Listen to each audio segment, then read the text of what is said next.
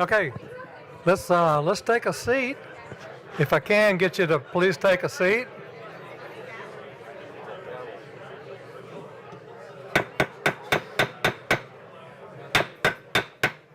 Let's take a seat, please.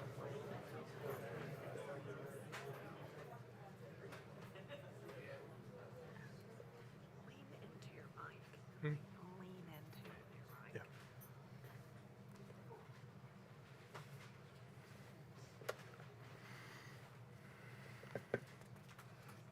Okay, I call to order this meeting of the Franklin Municipal Planning Commission for June the 26th, 2025.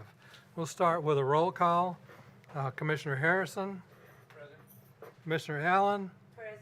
Commissioner Franks. Present. Commissioner Lindsay's present. Commissioner Orr. Present.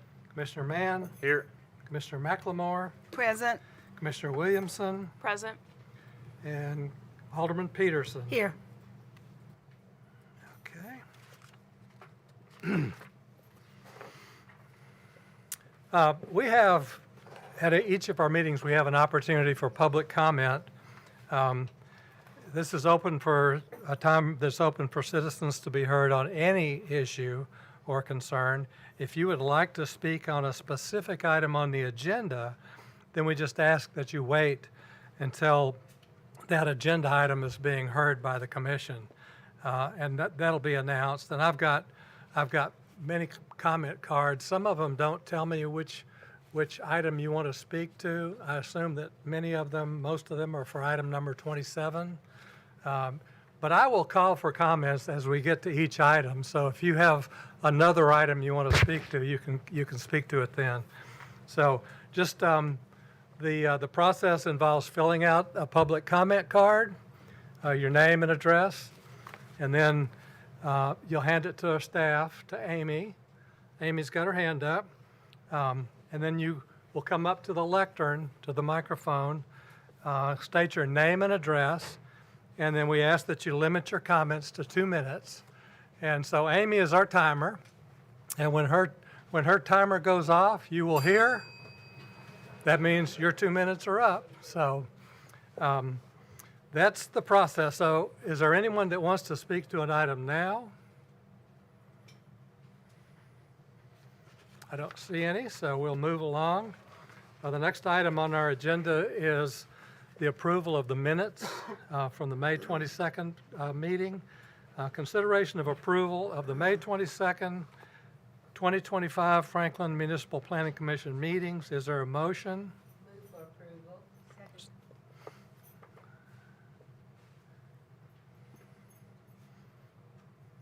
And seconded by Ann. Okay, by roll call, Commissioner Harrison. Aye. Commissioner Allen. Aye. Commissioner Franks. Aye. And Commissioner Lindsay was absent last month, so I'll recuse. Commissioner Orr. Aye. Commissioner Mann. Aye. Commissioner McLemore. Aye. Commissioner Williamson. Aye. And Alderman Peterson. Yes. That motion passes. Approve the minutes. Next is our staff announcements. I'll turn it over to Emily. Good evening, everyone. I do have a few announcements for tonight. First of all, for our commissioners up here, just a friendly reminder that our microphones do work, but they don't always work as well as we want them to. So please ask the chair to be recognized so I can turn on your microphone before you start speaking. And then please speak clearly and directly into your microphone. That would really help us out and help with communications. And then I have two kind of just other announcements related to the agenda itself. The title for the item 27 is correct on tonight's agenda, but we do have to do a 30-day public notice in the paper ahead of time, even before this agenda is published per state law. And at that point in time, there was an additional request for item 27. Since that time, part of the request was removed. And so the title for tonight's agenda is correct, reflects what is being requested. So just go by that has been in the paper for tonight's agenda for the last week. But that does not match exactly the public notice that was in the May 22nd newspaper. And then my other announcement is for item number 22. There is a typo in the resolution number on the agenda. I believe it says 2028-45, and that should actually say 2025-45 to reflect this year, not 2028. So if you could actually make a motion now to amend that item number 22 to read as resolution number 2025-45, then it'll be correct when we get to that item. So is there a motion for that? So moved. It was, okay, Commissioner McLemore, and seconded by? Scott Harrison.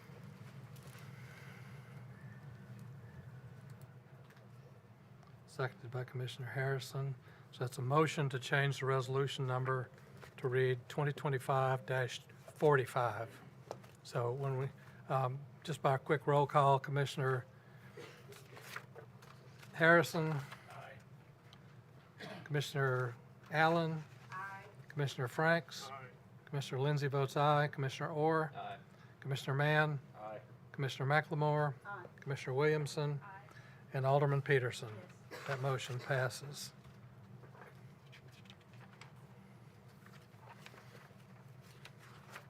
Okay, thank you, Emily.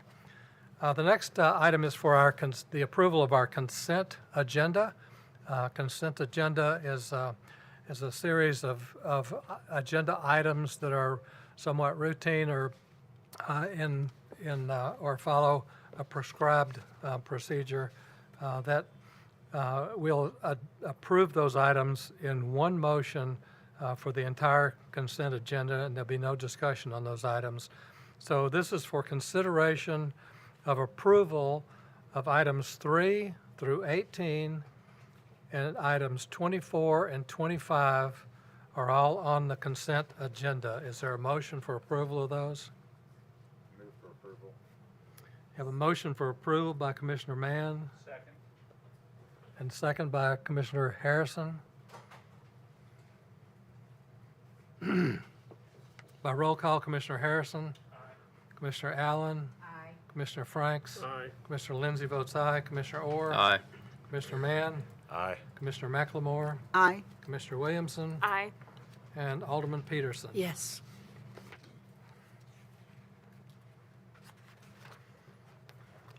One more administrative issue. I was telling a couple of people here that I got my hearing aids wet in the shower about a week ago, so I don't have them in. They've been sent back to the factory, so if you make a motion or a second, just raise your hand so I can figure out who it is that's making the motion. Thank you. Okay, item number 19, consideration of Resolution 2025-46, a resolution amending the 555 Franklin Road PUD subdivision to extend the vested rights for the property located west of Franklin Road and south of Gateway Court at 555 Franklin Road. We'll start with staff presentation. Yes, thank you.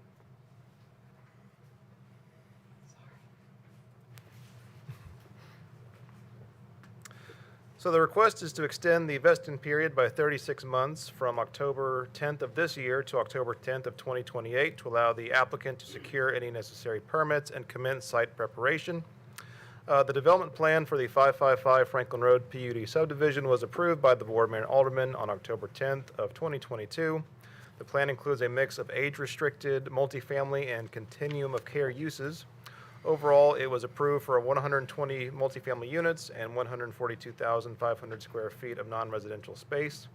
The project had one modification of standard, which is detailed below about the foundation height, and it was recommended for approval and was approved by the Board, Mayor, and Alderman. The current status is there is a site plan for the PUD that was approved in May of 2023. However, no building permits have been secured for the site. The applicant is committed to offering senior housing on the site and intends to pull permits and begin site preparation by early next year. If the vesting period is not extended, the project entitlements would cease to exist and stop work orders would be issued. A new development plan would need to be approved and would be reviewed against the current local development standards.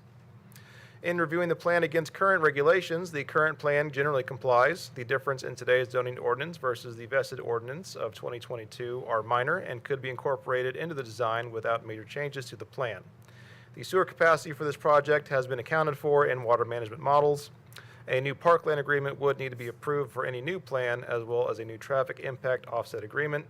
Traffic volumes in the area have increased, negatively impacting the level of service on adjacent roadways and consequently the required off-site improvements.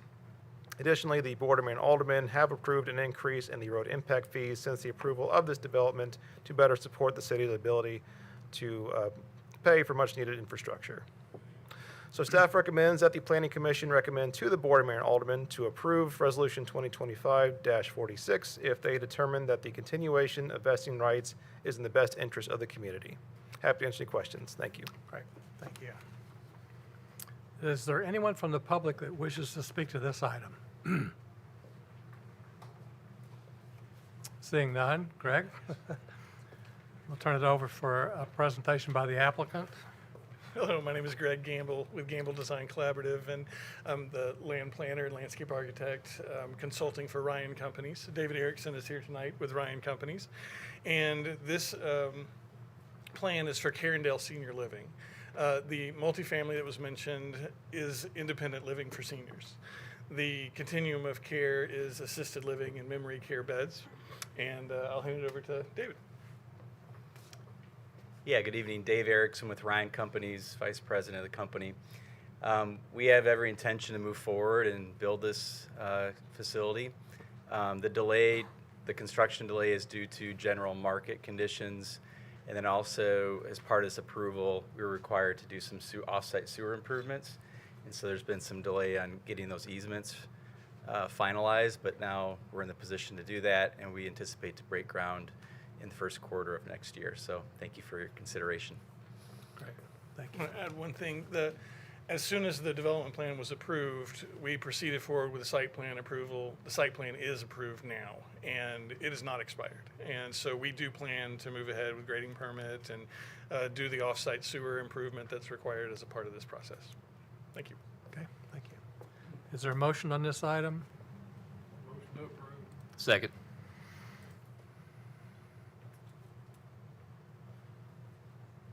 We have a motion to approve by Commissioner Franks, seconded by Commissioner Orr. Is there any discussion? Seeing none by roll call, Commissioner Harrison. Commissioner Allen. Aye. Commissioner Franks. Aye. Commissioner Lindsay votes aye. Commissioner Orr. Aye. Commissioner Mann. Aye. Commissioner McLemore. Aye.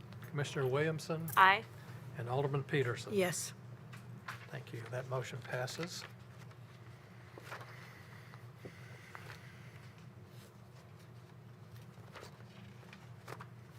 Okay, item number 21. This is one of three items together. Item 20, I'm sorry.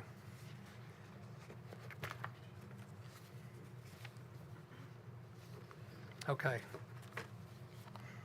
Item 20 is consideration of ordinance 2025-10, an ordinance to rezone 19.43 acres from Civic Institutional, CI District, to Heavy Industrial, HI District, for the property located north of Century Court and west of Beasley Drive at 408 Century Court. Let's start off with a staff presentation. Thank you, Mr. Chair. The applicant is requesting to rezone the subject property from Civic Institutional to Heavy Industrial as part of a larger plan to renovate the existing Williamson County Justice System campus. The property consists of 19.43 acres and is located at 408 Century Court. And Vision Franklin places this parcel in the industrial flex design concept. While the industrial flex design concept does not outright support any new heavy industrial uses, the Williamson County Justice System is not requesting any new uses on the property. And the heavy industrial maintains their current operations and allows for enhancements of the facilities. The heavy industrial zoning district is the only district that permits correctional facilities. So due to the continuation of an existing use and the unique circumstances of the scope of work and services provided to the community on this site, staff recommends approval of this rezoning request. So staff recommends approval of ordinance 2025-10. Happy to answer any questions. Board of Mayor and Alderman Board of Mayor and Alderman. to approve it. Okay, is there anyone from the public that wishes to speak to this item? Seeing none, is there anyone representing the applicant on this project? Okay, is there a motion on this item? Second. Michael, Scott and myself. Scott, motion, and Orson. That's it. Okay. And this is a motion to recommend approval to the Board of Mayor and Yes. Alderman.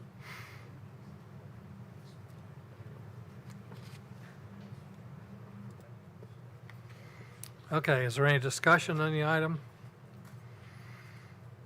By roll call vote, Commissioner Harrison. Aye.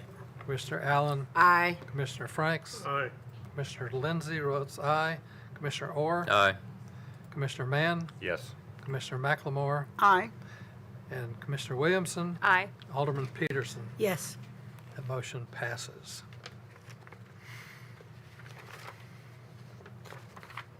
Okay, now item 21. The first of three items. One is first is for a plan of services, then an item to annex, and then an item to zone. So starting with the first, item number 21, consideration of resolution 2025-44, a resolution adopting a plan of services for the annexation of property located west of Lewisburg Pike and south of Henpeck Lane at 1288 Lewisburg Pike by the City of Franklin, Tennessee. We'll start with staff presentation. Thank you, Mr. Chair. The plan of services outlines how infrastructure will need to be provided to serve the property consisting of 10.58 acres should the property at 1288 Lewisburg Pike be annexed. The property is non-contiguous to city limits, but is within the southern portion of Franklin's urban growth boundary. The property includes one parcel and lies within the Goose Creek Basin as defined in the City of Franklin Sanitary Sewer Basin Study. The basin is identified as a short-term annexation capability area. Water availability will be provided by HB&TS. The draft plan of services details no major concerns in providing infrastructure and services to the property.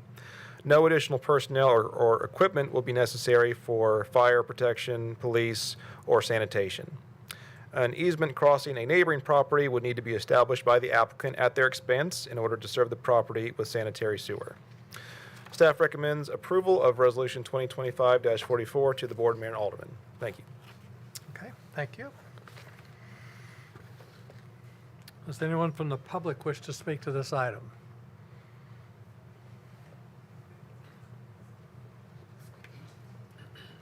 Have I gotten the card from you? I'm sorry, I came in late. I'm so Okay. sorry. Give us your name and apologize. address and. Gordon Etter, a property owner right adjacent to this property on Lewisburg Pike. Totally supportive of the efforts of the church. Only concerns we have are sanitary sewer access and stormwater management. Other than that, we're totally supportive of the efforts. Great, thank you. Any other public comments? Yes. Okay, seeing none, is there someone here representing the applicant?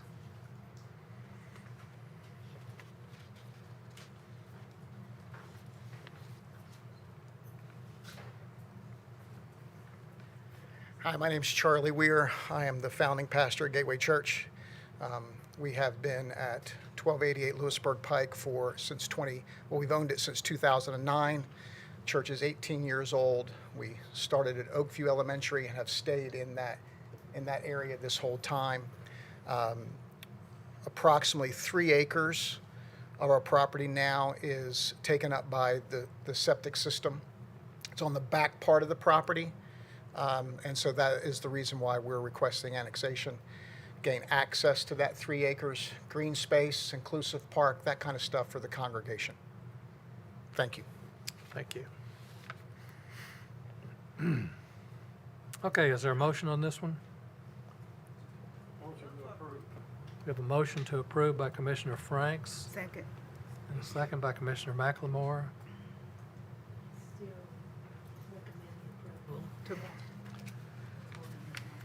And this is a recommendation of approval to the Board of Mayor and Alderman. Any discussion? By roll call vote, Commissioner Harrison, Commissioner Allen, Aye. Commissioner Franks, Aye. Commissioner Lindsay votes aye, Commissioner Orr, Aye. Commissioner Mann, Aye. Commissioner McLemore, Aye. Commissioner Williamson, Aye. and Alderman Peterson. Yes. That motion passes. So the next item is item number 22. This is the one we just moved to change the resolution number. Consideration of Resolution 2025-45, a resolution to annex one property consisting of 10.58 acres located west of Lewisburg Pike and south of Henpeck Lane, 1288 Lewisburg Pike, and not adjoining the city limits within the southern part of the Franklin Urban Growth Boundary, the UGB. Staff presentation. Thank you.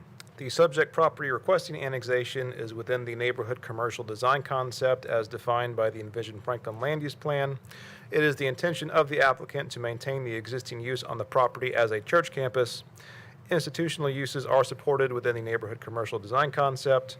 Staff recommends approval of Resolution 2028-45 to the Board of Mayor and Aldermen. Thank you.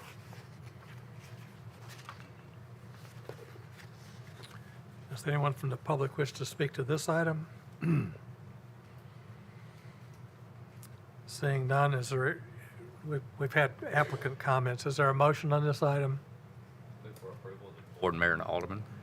We have a motion to recommend approval to the Board of Mayor and Alderman by Commissioner Orr. Is there a second? Commissioner Allen.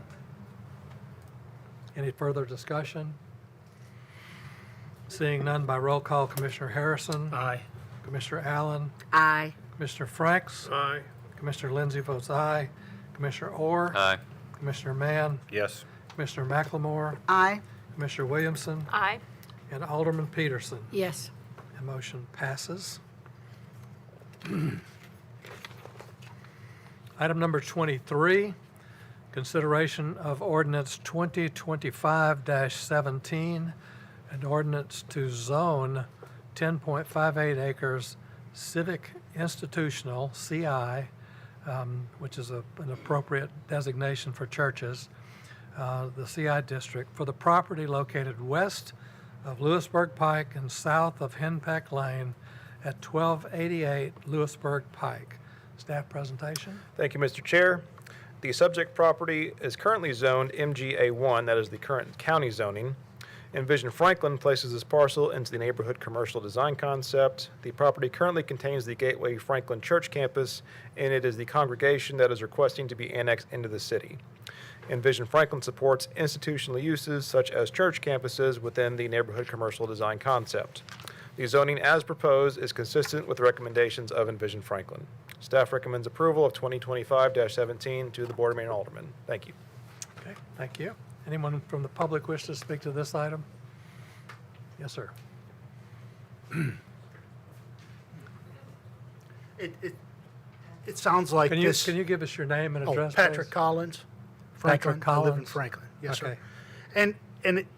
And I don't have a dog in the hunt for the Gateway Church, but I'm curious, is this property inside the city boundary of Franklin? Or is it in the county? In other words, is it contiguous to what the city boundary is today, or is it not? That's all. Thank I'd you. like to answer your question. It's in the UGB, right? Yeah, sure. In response to the question, the property is in the urban growth boundary. It is not contiguous to the city limits. On the map, you will see the red boundaries to the north on Henpeck Lane and to the south at Berry Farms Town Center. Those are both in the city today, the purple area and the red area. The white area is the county within the City of Franklin urban growth boundary. Thank you. Okay, we've had an applicant presentation. Is there a motion on this item? We have a motion for approval recommend approval to the Board of Mayor and Aldermen. Commissioner McLemore, Second. second by Commissioner Mann. Is there any further discussion? By roll call, Commissioner Harrison. Aye. Commissioner Allen. Aye. Commissioner Franks. Aye. Commissioner Lindsay votes aye. Commissioner Orr. Aye. Commissioner Mann. Yes. Commissioner McLemore. Aye. Commissioner Williamson. Aye. And Alderman Peterson. Yes. That motion passes.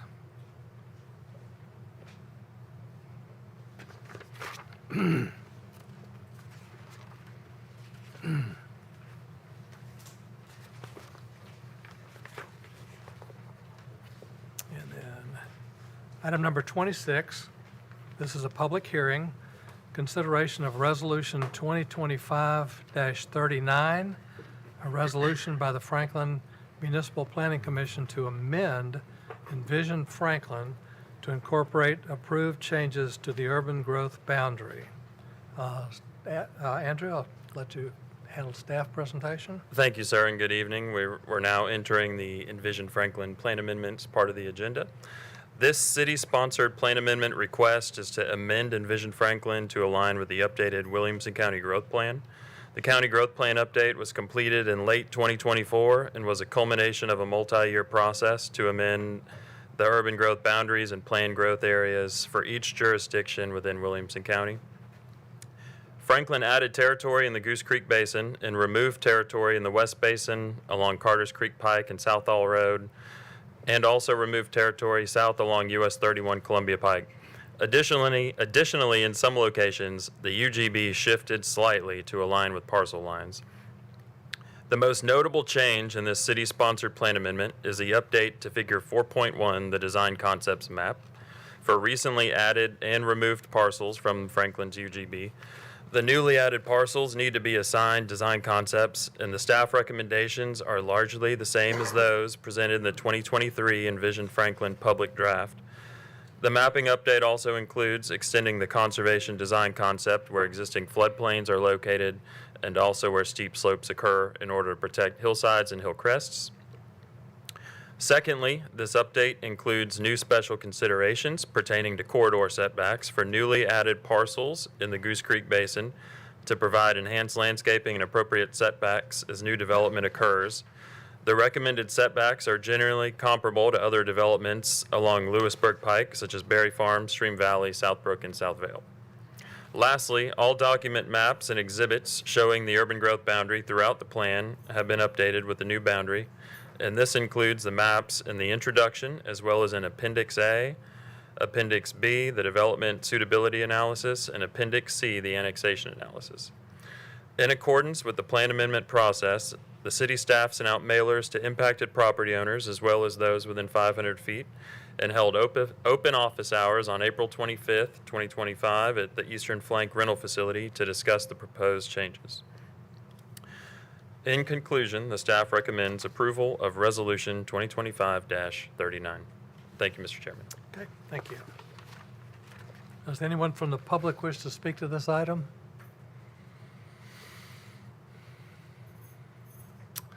Seeing none, the applicant is the city of Franklin, right? Okay. So is there a motion on this item? Move for approval. We have a motion for approval by Commissioner Orr. Second. Second by Commissioner Harrison. Is there any further discussion?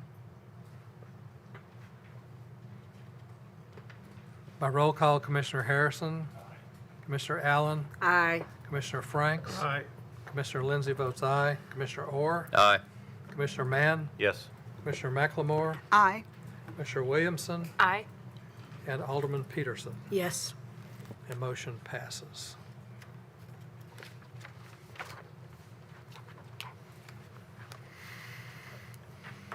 Okay, item number 27.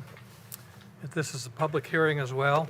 Consideration of Resolution 2025-41, a resolution to adopt an Envision Franklin Plan amendment for 4468 and 4417 Murfreesboro Road and 151 Trinity Road and surrounding parcels located east of North Chapel Road and encompassing map 088, parcel 01801, map 088, partial 01802, map 088, partial 01805, map 088, parcel 01806, map 087, 03800, and a portion of map 088, parcel 01900 to change the design concepts map from rural reserve to village green and to add special considerations to the village green design concepts. Turn it over for a staff presentation. Thank you, Chairman. This application is to amend the Envision Franklin design concepts for approximately 474.94 acres located along Murfreesboro Road. The request is to amend the design concepts map from rural reserve to village green design concept, as well as to add a new special consideration for the village green design concept. The property currently has the rural reserve design concept with approximately 138 acres of the site marked for conservation due to floodplain. The purpose of this request is so that the applicant may develop the site with a master plan development consisting of single-family houses, duplexes, small-scale multifamily, live-work units, and supporting commercial uses consistent with the vision of Village Green. The applicant is also proposing a special consideration request for the purposes of permitting two secondary uses: a rural retreat hospitality use with an event venue and a continuum of care use. The special consideration would allow for rural retreat use and its ancillary uses to be supported within the Village Green. The size and scale of the proposed rural retreat is comparable to the hospitality uses supported by Vision Franklin for the Armistead PUD subdivision, as well as the Harlan PUD subdivision. The location and use of Murfreesboro Road, the location of the use along Murfreesboro Road is away from existing residential uses and seems appropriate. In addition to the rural retreat hospitality use, the special consideration would also allow for continuum of care as a secondary use. The applicant seeks building a maximum of 95,000 square feet, which is comparable to other neighborhood scale continuum of care uses in Franklin, such as the facilities located at the corner of New Highway 96 West and McHatcher Parkway near West Haven, and the facility located adjacent to the Williamson County Recreation Center on Fulton Greer Lane. Envision Franklin states the applicant requested plan amendments must demonstrate its need and justification for the plan criteria. Staff responses to the criteria are as follows. For plan criteria number 1, significant changes have occurred since the adoption of the plan and necessitate the proposed amendment. For this criteria, staff believes that there have been significant changes since the adoption of the recent Envision Franklin plan update. The urban growth boundary was ratified in November of 2024, which included a large portion of the Mays Creek Basin, signaling the city's interest in growing into this basin over the next 20 years. The applicant has also submitted an annexation request to the Board of Mayor and Aldermen, which was approved in February earlier this year. This affirmative vote by BOMA signaled an interest to further study the annexation request. Secondly, the State of Tennessee Residential Infrastructure Development Act of 2024, also known as the RETA Act, and the Real Estate Infrastructure Development Act of 2025, both recently passed, which assist with the extension of public utility infrastructure to properties through the creation of development districts, which represents new ways of funding infrastructure in the state through the creation of a property assessment on the future property owners of the development. The applicant intends to utilize this RETA tool, and the city has expressed interest in learning more about this RETA Act and exploring the policies on best how to implement this. For plan criteria number 2, the proposal is consistent with the overall intent of the plan, its guiding principles, desired land use patterns, development suitability analysis, and infill maps as applicable. Staff believes for this criteria that the provided proposal for Village Green is consistent with the overall vision and guiding principles of Envision Franklin, as it preserves over 300 acres of floodplain, forested areas, and meadows, while also providing a mixture of housing options that encourages a strong sense of place and character. The plan generally meets the guiding principles of Envision Franklin, specifically housing choices, vibrant neighborhoods, and natural beauty. While the staff recommends the city grow in an orderly, contiguous, and efficient manner, consistent with the managed growth principles of Envision Franklin, it may not be possible for that to occur in the Mays Creek Basin due to the prevalence of existing county subdivisions, established estate lots, and the long distance required for the extension of sewer into this basin, and with this property being the largest undeveloped tract in the area, which would be the development suitability analysis located in Appendix B of Envision Franklin highlights the overall development suitability of land within the city's UGB. The primary challenges to growth in the Mays Creek Basin include lack of sewer service, inadequate fire coverage, presence of floodplain along Mays Creek, lack of multi-use trails, and distance from commercial centers. In response to staff comments regarding these factors, the applicant has provided the following information in its application. For fire service, sufficient land would be dedicated to the city to construct a future fire station to serve the eastern sector of the city of Franklin. File location, design, and construction will be determined by the city at a later date. For roadway infrastructure and improvements, the applicant has acknowledged and adjusted the North Chapel Road corridor to match the alignment shown in the Connect Franklin Major Thoroughfare Plan. However, the concept plan that is shown does not show street connectivity east to west between the North Village and East Village. The staff has requested this connection, which will likely cause changes to the conceptual plan. For land uses, with the widening of Murfreesboro Road now complete to a 4-lane section road, the improved roadway can now better support local commercial uses and a variety of housing options. The city recognizes that congestion exists at peak hours at the I-65 interchange, and that will be needed to be further evaluated if this plan amendment is approved and the applicant submits an annexation request and development plan for approval. For water and sewer availability, the applicant has stated that with the passage of the RETA Act, public utility infrastructure, including water, streets, bridges, wastewater, and electrical facilities, can be financed and extended in order to support residential housing development. The applicant has stated that this legislation will help with the overall funding and extension of public infrastructure without bearing any considerable cost to the city of Franklin. However, for sewer, additional information, review of designs, and jurisdictional approvals must still be given in order to serve this master plan development. For plan criteria number 3, the design is compatible with the design concept of the surrounding area and does not cause an abrupt change in massing, form, or architecture. For this criteria, staff believes that the conceptual design of the proposed neighborhood and the Village Green design concept generally does not cause an abrupt change in massing, form, or architecture.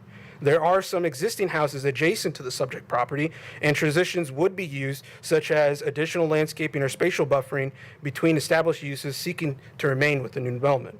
Village Green requires significant open space preservation, and the conceptual plan shows the vast majority of the property being preserved, which allows for ample, uninterrupted open space and nature between the development and neighboring properties.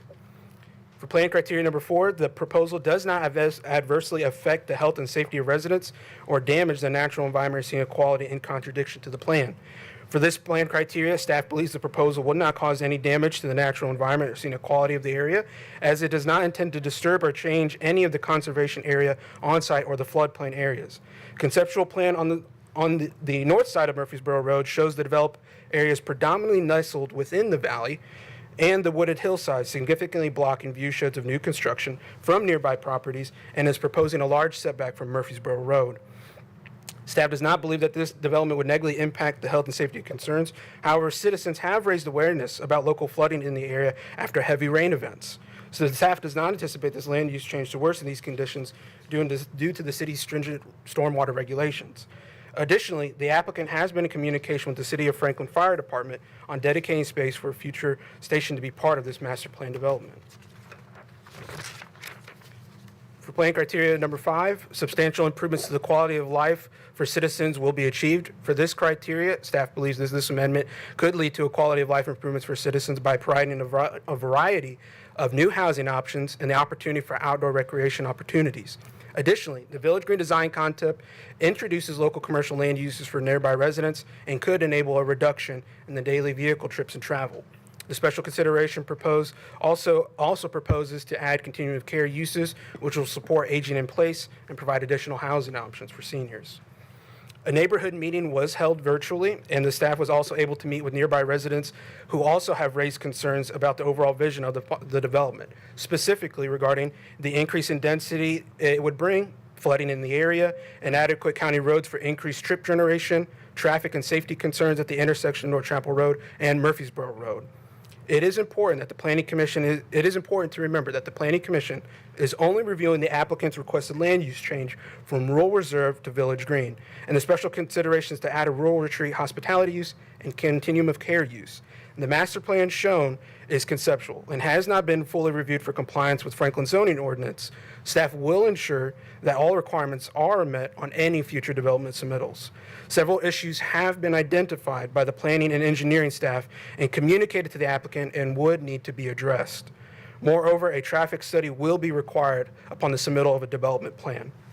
For this plan amendment request, the staff has worked with the applicant closely to ensure the application provides a clear vision of the proposed master plan development and ample justification for the requested village green design concept, as well as the rationale for the requested special consideration.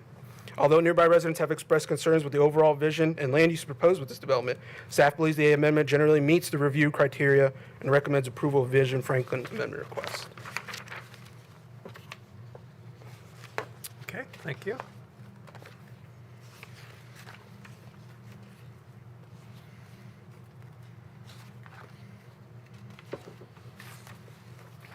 Okay, I'll open the public hearing.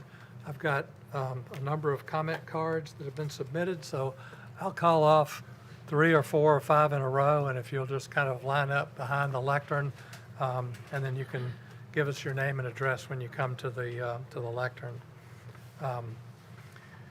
So we'll start with Jason Holloman, Jack Davidson, Steve Eiler,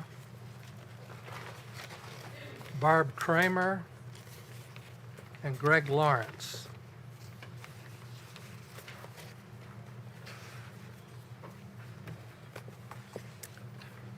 Ready? Yeah.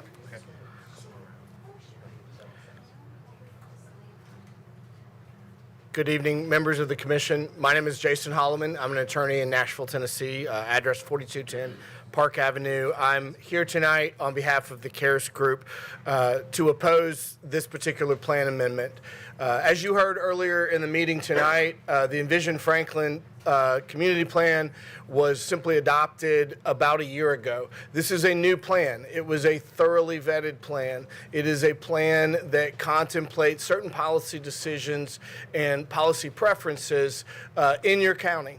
And it specifically suggests that rural reserve is the policy for 332 of this almost 500 acres. 70% of this property, currently, the land use plan says that it should be rural reserve, which means that it would only be developed in no more than half-acre single-family lots. As you are aware, what is proposed here to be amended into the Village Green concept would be a significant departure from that recently established policy. It would allow mixed use, live work, which includes commercial, a large event space, as well as assisted living on the property. I think it's important as you consider this to recognize, which was mentioned, that this is not a contiguous annexation. That means that you would have an area of property, a significant area of property, that would remain in the county and in the rural concept, mostly undeveloped, mostly rural, between this area and the current city limit. Obviously, that's going to put additional development pressure on that area to join and be developed as well. My clients are concerned, as you heard, about a number of issues. The November staff comments about this particular property, this staff's comments noted the lack of sewer infrastructure, and it actually pointed out that there are significant failures currently in the road infrastructure, which remain incomplete, even with much of the money that's being allocated in this recent budget. So for those reasons, I ask that you oppose this. Thank you. Thank you. Jack Davidson? Hi, good evening, Chair and Commissioners. Jack Davidson, 4115 Trinity Road. What I've seen since the 2018, which I was here for, and the 2024, and I was here for that as well, is that it was not approved, and I'm not sure what I see what differences there are today, why it should be changed back to Village Green. There's nothing significant anyway. One of my biggest concerns is flooding. If you take a look at Reed's Val, which is under construction right now, and I live right nearby, I don't know if the flooding has taken all the topography changes that Reed's Val is making. I've never seen Ladd Road, which is adjacent to it, right across the street, flooded nearly as much ever since I've been here. And also Trinity Road, where the underneath the bridge at close to Arno Road is flooded a lot more. So I would suggest any type of designation for this, any type of flood review needs to be more robust than the one at Reed's Val was. And I would suggest taking a look at the current topography of Reed's Val compared to what it was back then, and compare it to the flood surveys that you all have. Also, I'm not sure, I'm new to this process, but I see the county planners, commissioners, and as kind of like a common sense application to what the UGB and the city of Franklin wants to do. I know the city wants to grow and expand and get more urban, and I see the city planners as being a common sense, hey, let's make sure what we're doing is right, and I appreciate that. One thing I don't buy into is the 70% land, open land. That's just a number. What's happening with this, if you appoint it to a designated Village Green, it's going to become an urban area, and it changes the culture of that area. And any traffic study, I would ask that you do a complete and robust traffic study. The one that was done at Reed's Val only included Ladd Road, did not include Trinity and surrounding roads. So I'd ask that if you're going to keep it rural reserve, I'd rather keep it rural reserve. If not, I'd rather have large lot residential. Thank you. I appreciate your time. Steve Eiler? Yes, I live at 4237 North Chapel Road, and a moment ago it was mentioned that a couple things have changed. The REIT Act was passed.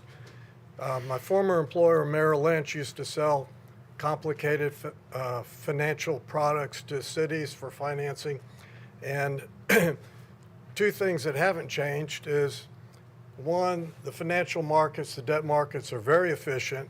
There's no free lunch. And two, the more complicated it is, the more likely a city will make a mistake and get over their head.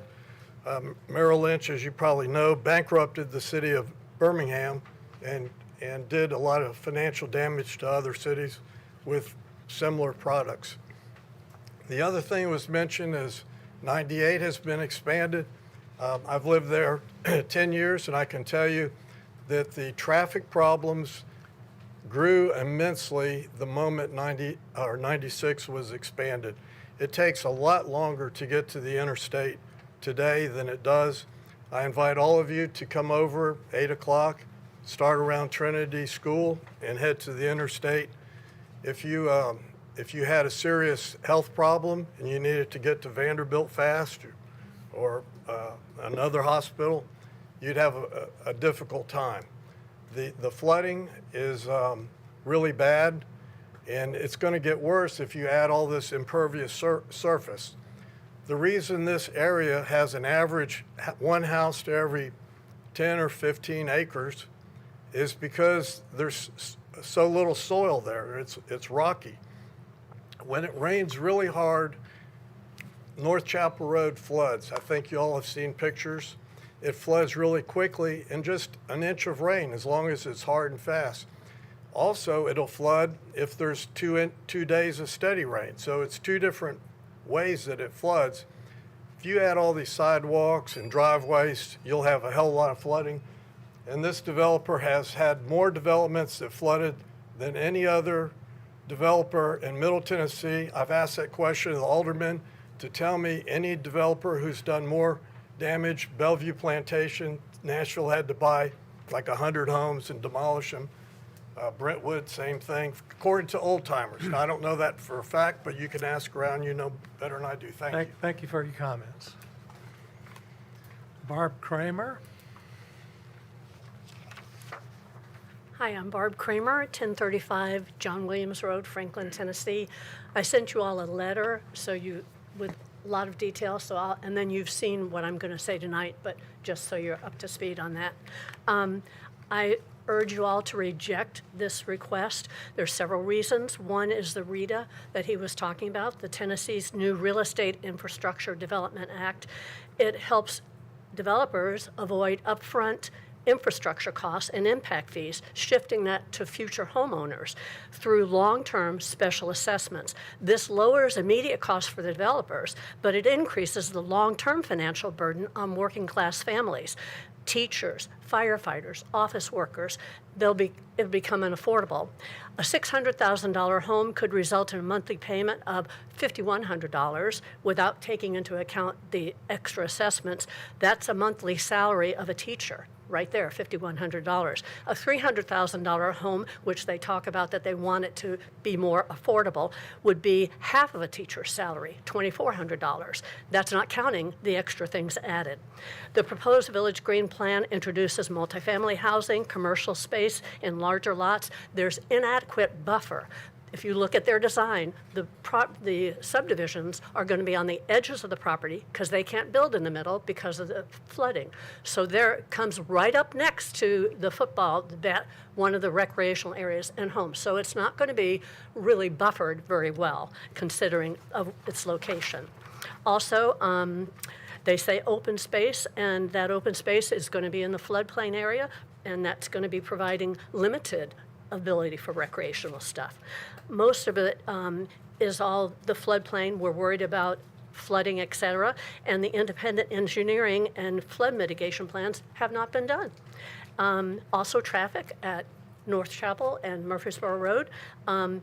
It's already a problem. Now, if they add the 80-room hotel, the senior citizen facility, that's going to make it even more incompatible for a rural zone area. Again, if you look at RETA, there's problems in Florida that they've had. The developers have gone bankrupt, and the people have had to take the burden. A lot of times, the facility is never even finished, and so they're stuck. So for those reasons, I urge you to deny this request. Thank you very much. Thank you. Greg Lawrence. Good evening, Commissioners. Greg Lawrence, County Commissioner in the 4th District.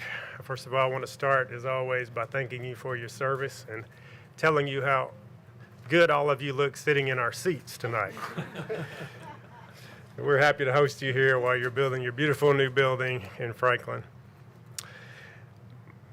I have talked extensively to several Franklin aldermen. I've talked to the developers and the owners of the Smith family, the property, and I've talked to most of the people that you will see here tonight, that are some of whom are going to comment later after me or who have already commented. And what I want to bring tonight as the county perspective is that we want to bring together, hopefully, all of these entities and to develop something on this beautiful piece of property that the Smiths own that we can all agree on. And one of the things that we have brought to light is that one of our visions for this corridor, East 96, of this portion of the county is we are in the process of developing a brand new greenways trail out there. We're in the very early stages of that. But what we believe that will do is bring a very unique opportunity for the Smith family and the developers to develop something on this property that doesn't exist right now anywhere in Franklin and possibly maybe anywhere in the whole southeast. That could be a real destination for people of the community, and also the people that live there, give them some opportunities to have amenities that are very unique for any development around Franklin. So the current development as it's proposed is not what, as you'll hear from most of these people, is not what the people who live in the area want.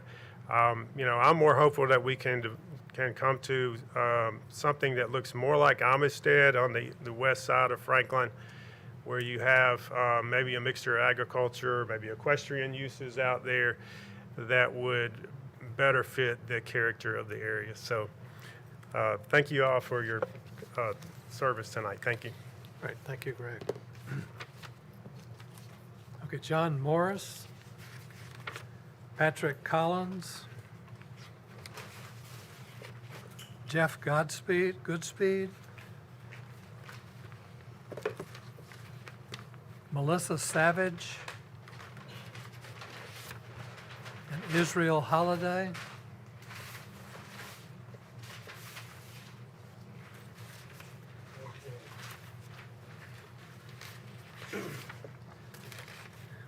I'm John Morris. I live at 4419 Russum Lane in Franklin, which is in the Radcliffe subdivision off of Arno Road, kind of about a mile down from 96.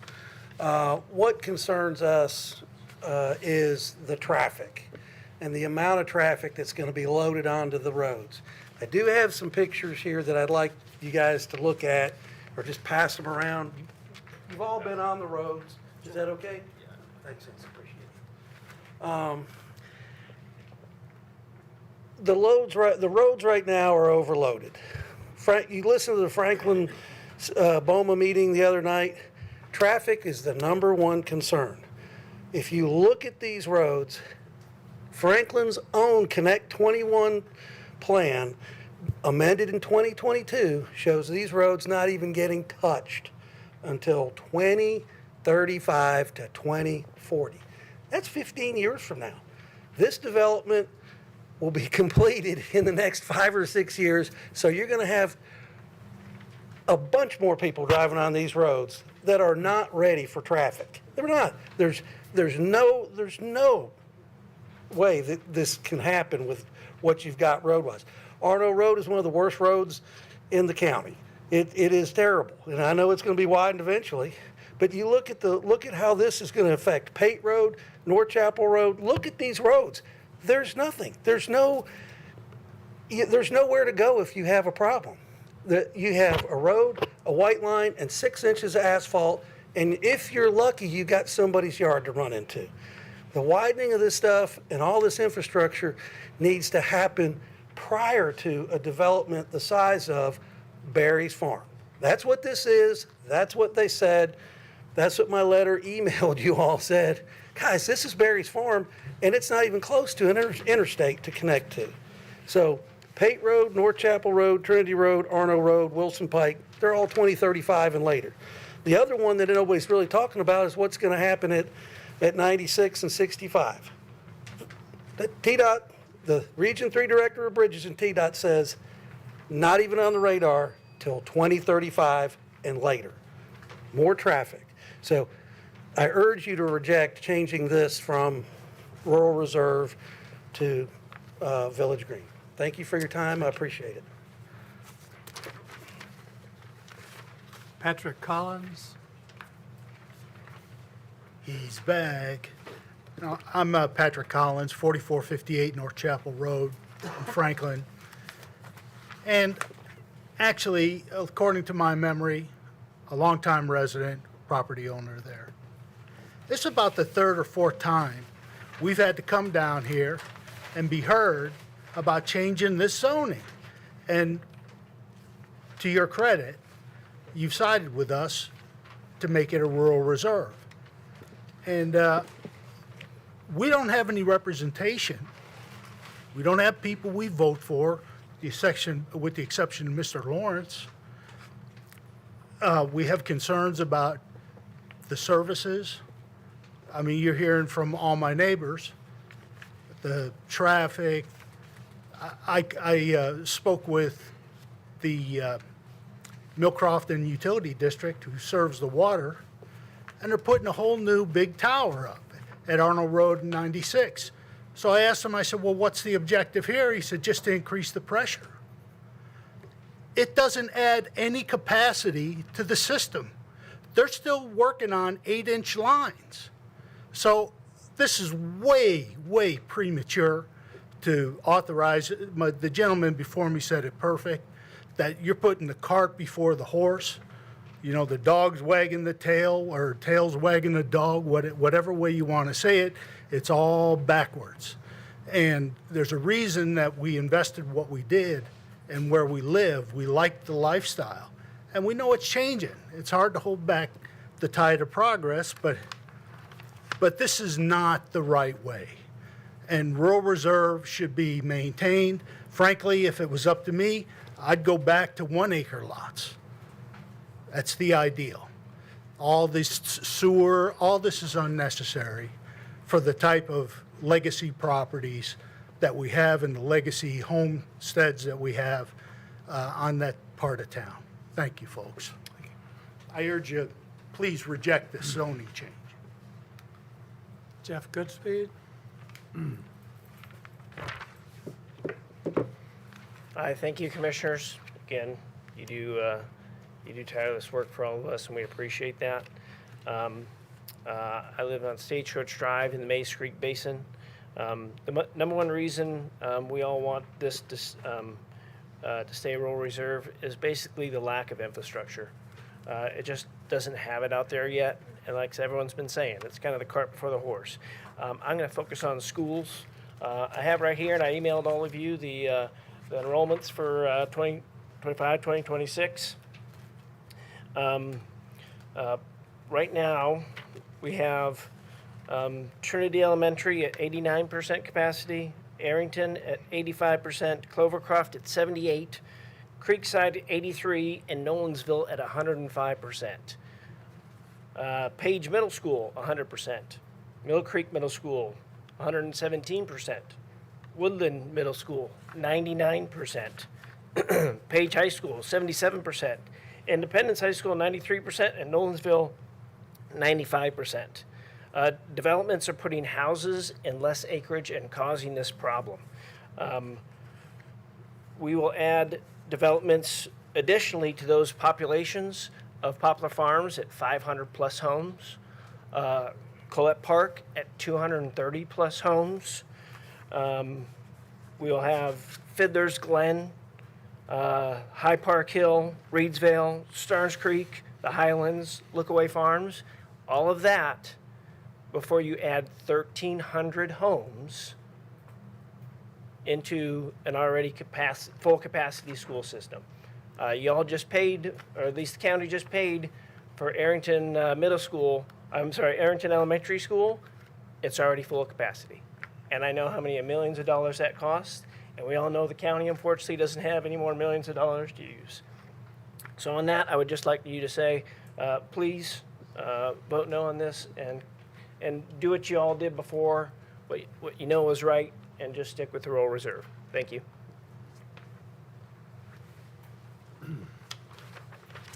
Melissa Savage? Hello, and thank you for letting me speak. Melissa Savage, at 4102 Trinity Road here in Franklin.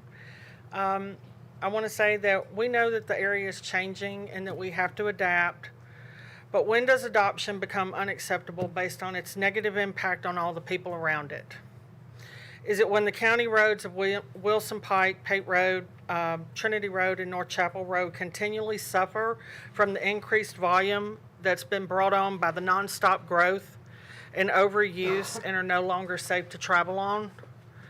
Is it when the traffic conditions require people in this area now to significantly change our daily schedules and add on an additional 20 to 30 minutes just to drive 10 miles?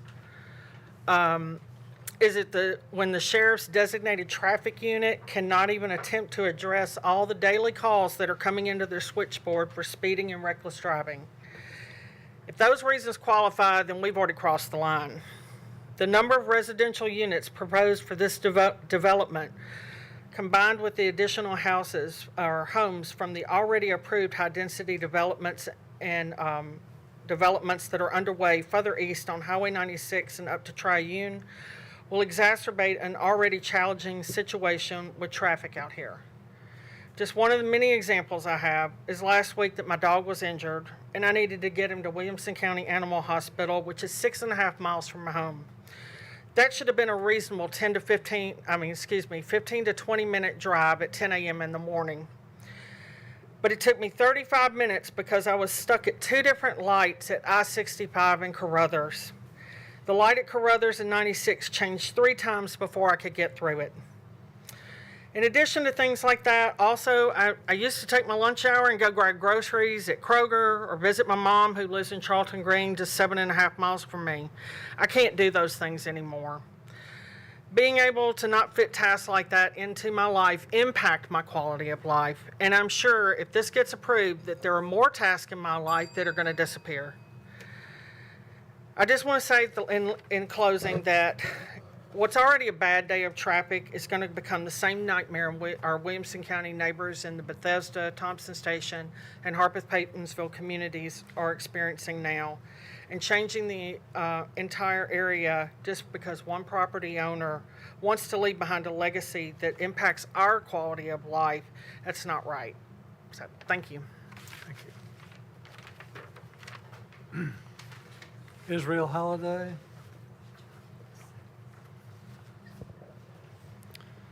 Mr. Moore and other members of the commission, my name is Israel Holiday. I live at 183 Trinity Road. I would like to express some concerns regarding the possible designation change to Village Green for this subject property. My recommendation would be that we leave it as rural reserve, or as others have mentioned, the consideration for large lot. As outlined in the principles of Envision Franklin, there's some design concepts that establish character within the existing neighborhoods, provide transition between city and county subdivisions. The rural reserve or the large lot certainly does this much better than the Village Green, as it takes into account forested areas, hillsides, water resources. There's approximately 132 acres of floodplain acres that are in the floodplain and that are just rich in natural resources that include the Mays Creek, other creeks, as well as numerous blue line streams that are in a lot of maps not even designated. There's a creek, a significant creek that runs adjoining our property, which is on the Smith property, that is not a blue line, but it is clearly a stream. I've got hundreds of pictures of flooding that happens. In one of the submittals, there's approximately 60 homes built directly on top of that blue line. It's quite concerning that we would have that much impervious area pushing water onto adjoining properties and essentially destroying that. So the change to Village Green would be devastating for the areas mentioned. Transportation, the law of unintended consequences with 96 being widened, it sounded like a great idea, but it has increased traffic dramatically in the area, whether it comes from 840 or other county areas, county roads. The traffic has increased dramatically. Trying to get across 96 in the morning is very challenging. One other thing I'd like to mention just this morning, the water on the majority of Trinity Road was out. Mill Crofton simply cannot handle the demand. So a number of homes on Trinity Road were without water today. And I stopped and talked to the guys. The lines were installed in 1970. And the system simply can't handle more demand. Thank you for your time. Thank you. Janice Williams, Cheryl Hughes, Maggie McCarty, Shane Kimbrough, Karen Smith,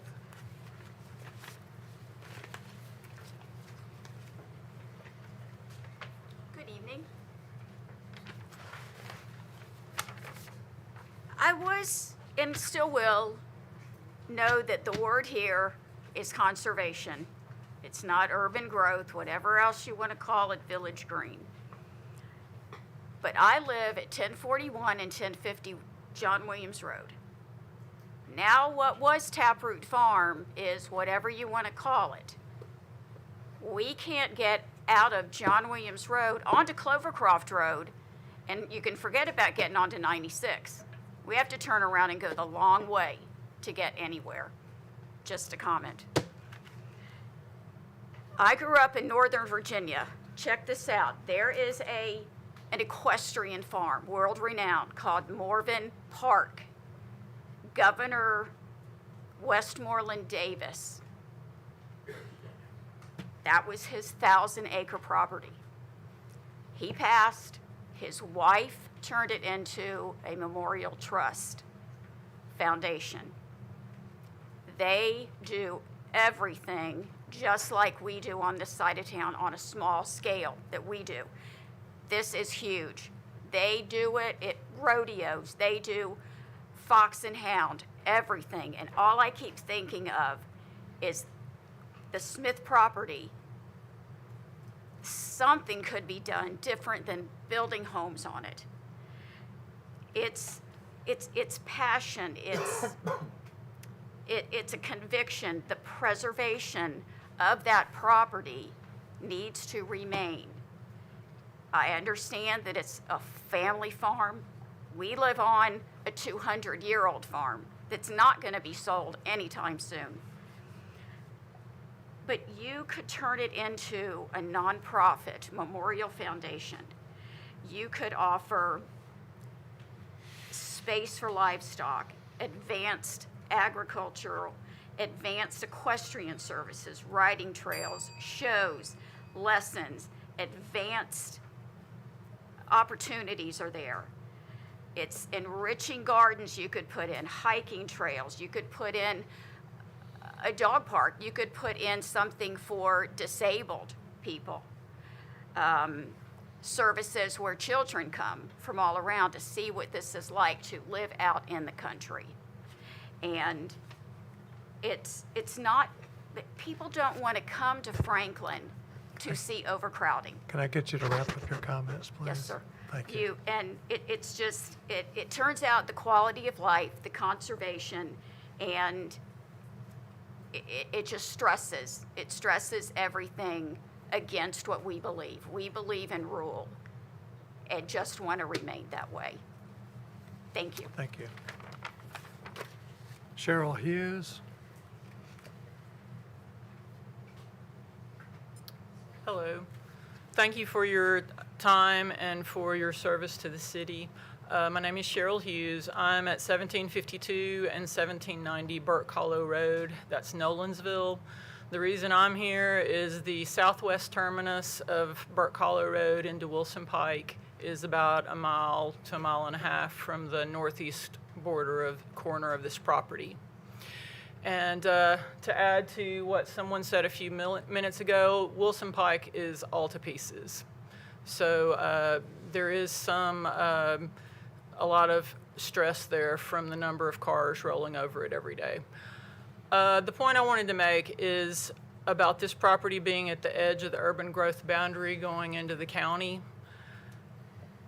It seems to be the usual practice that you reduce the density of housing at the edge of the UGB going into the county. And the current designation of rural reserve allows for units on half-acre lots.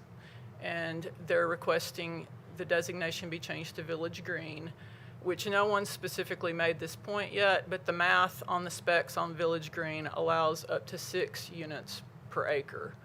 So even though 200 acres of this property or more can't be developed due to it being in the floodplain, there can still be 12 to 1,300 houses built here. And that's going to look really dense at the edge of the urban growth boundary going into the rural county, that massive rooftops. Even though you've got the 200 acres of open space, what is developed is still going to look really dense. It's also out of character for what's around it with the 5-acre RD5 to the east. Nestledown Farms has sprawling 5 to 10 acre lots just half a mile to the east. Barrington, which is to the west, is homes on 1 acre lots. But what's being suggested here is Village Green allowing 6 units to acre, which is east of Barrington. So why are we getting more dense to the east of Barrington? Watkins Creek, which is on North Chapel Road, also has large lots. So what makes sense to me is to revert back to large lot residential here. And if that can't be done, certainly to at least keep it rural reserve. The decision that's made on this property is going to influence what happens on the entire east end of the rural county. And so I implore you to please consider this carefully. Thank you again for your time. Maggie McCarty. Hi, my name is Maggie McCarty, and most of what I wanted to talk about has already been spoken, and I'd like to allocate my time to Sean Kimbrough. I'm sorry. I'd like to allocate my time. Can you go ahead and speak for 2 minutes? No, I'm going to allocate my time. Okay. But I would like to know why we don't get a vote. But my give time everybody goes 2 to minutes. We give Shane. everybody 2 minutes. And so if Shane Kimbrough. Hi, everyone. So there's an old saying that goes something along the lines of this.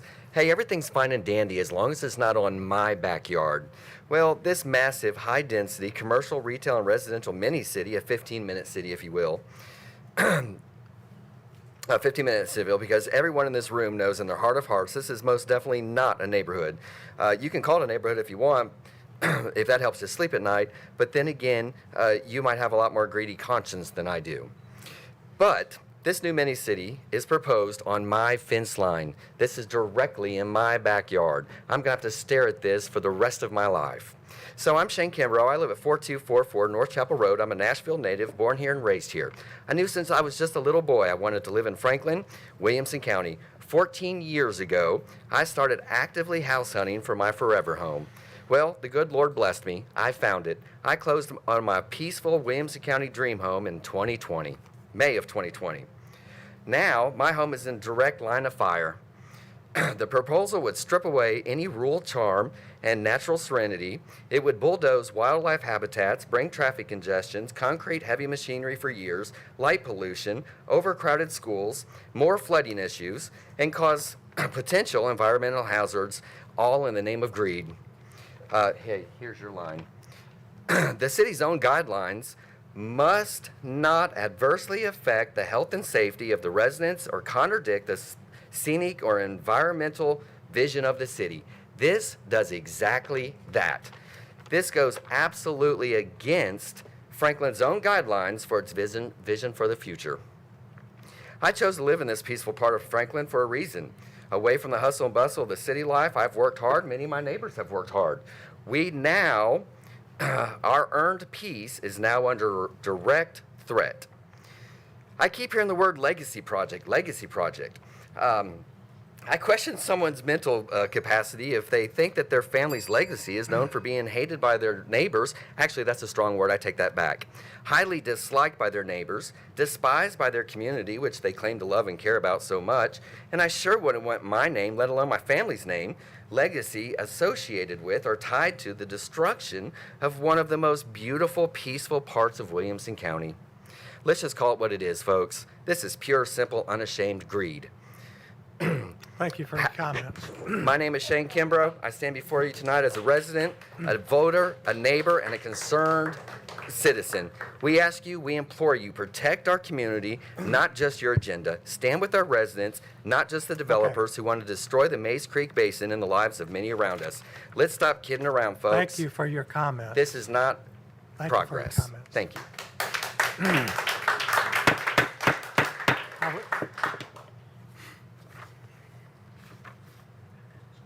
Karen Smith. Hi, I'm Karen Smith. I live at 4343 North Chapel Road. And I know we've beat the horse to death about the 70% open space. But the reality of it is 138 acres falls in the center of that 70% open space, which only makes it 42% of unbuildable land. You cannot build on the floodplain. So the Smith property, as you see by the map, it has like 3 miles of floodplain, but it doesn't just stop at his border. The floodplain continues down and ends up at the bottom of my property. Mays Creek, likewise, it's a blue line stream. It's a fast-flowing stream, big stream. It's just not a little creek. And it goes through the center of his property and continues down North Chapel Road and ends up in the Harpeth River at the corner of North Chapel Road and Trinity Road. So we have North Chapel Road, Trinity Road, and Arno roads that all flood. I have signs, I've sent pictures to you all of the flooding over the past 5 years. These roads have to close when there's flooding, okay? Then emergency services can't get to our area to help us out. This flooding is a real issue, and we keep talking about it. And I hope you've had a chance to look at some of the pictures that I've sent to you all. In addition to that, the flooding affects people's homes and properties, right? We have a lot of flooding here. And so with these 3 village silos that are going to be built, it's going to require significant deforestation to get to 1,300 high-density units, retail, commercial, institutional. The institutional piece will be at the top of the South Village of North Chapel. That's the very top of the hill. It'll be clear cut, okay, to get everything in that South Village, and I implore you all to take a harder look at that. I know it's just concept, but once you say Village Green, you're going to pretty much be forced, or that's what the developer will keep pushing for. Once that hilltop is cut, there's going to be erosion, more flooding, and I just want to close by saying with all the impervious surfaces that is going to be built on these 3 silo villages is that there are so many issues here. The flooding impact, increased traffic and safety concerns, overcrowded schools, currently low-density infrastructure, costly sewer distribution, high-density commercial build-out that doesn't fit with this land use, and the cost is unknown. We are requesting that you reject Village Green. Large lot residential on single-family homes, 1 acre, that's about 360 homes. You have a lot less traffic, and it fits with the topography of the land and the current land uses. So I would request that you would reject Village Green. Thank you. Thank you for your time. Janet Curtis and Rick Canada.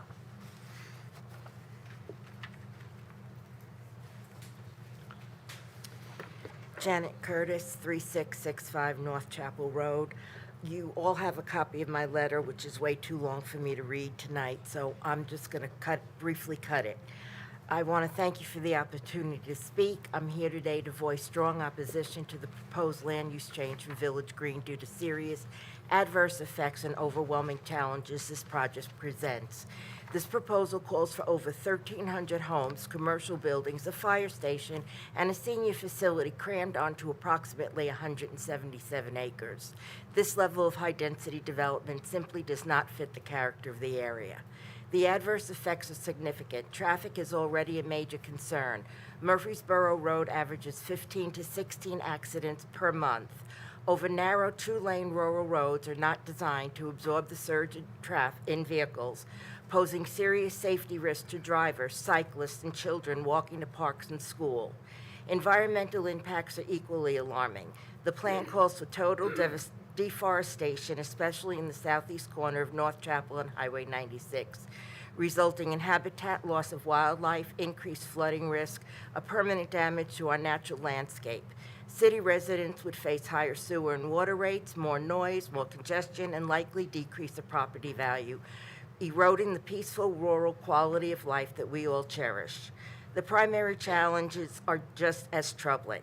Our schools are already strained. You've heard those percentages.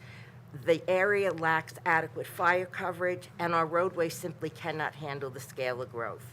This development is being proposed as of now. We have no traffic study, no environmental review, no engineering report to confirm sewer can even handle this growth. To make matters worse, at this time, the city has no policy concerning Real Estate Development Infrastructure Act, meaning the enormous infrastructure costs and impact fees could unfairly fall on future homeowners instead of developers. Commissioners, there are simply too many risks, too many unanswered questions, and too much at stake. I respectfully urge you to reject this land use challenge request and return the designation. I leave you with one thought this evening. As you remember, the Board of Mayor and Aldermen approved Poplar Farms against your recommendation not to approve it. It has come to light that one alderman wishes he hadn't voted for it. Thoughts are that Poplar Farms was a mistake, and now it's too late, and you cannot undo it. Let's not repeat history making another mistake tonight. I ask, large lot residential or development reserve, according to Envision Franklin, is a much better fit for the use of this land. Thank you. Thank you. And Rick Canada?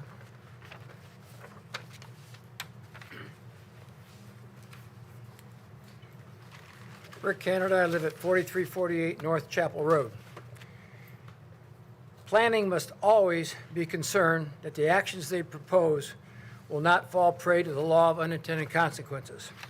When you find yourself the victim of this law, then it is up to you not to take action that will only exacerbate the existing unintended situation. If you go to Google Maps and select directions, then select a location in Murfreesboro, such as MTSU in the from, and then go select the Cool Springs Galleria Mall as the destination, you will see that the recommended route that's most fuel efficient takes motorists off the interstate in Triune onto 96 Murfreesboro Road to get to Interstate 65 at the most consistently overcrowded intersection in our area.